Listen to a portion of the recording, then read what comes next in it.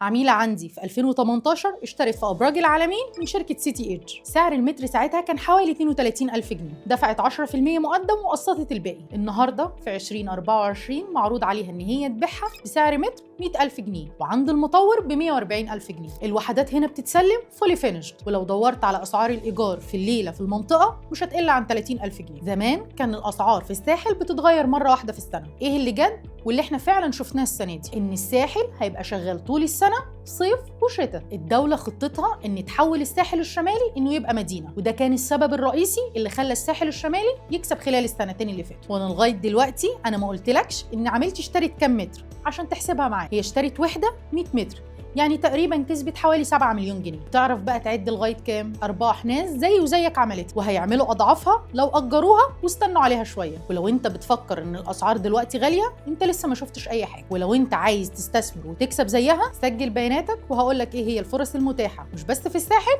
كمان المدن الجديده. وما تستناش على الاستثمار.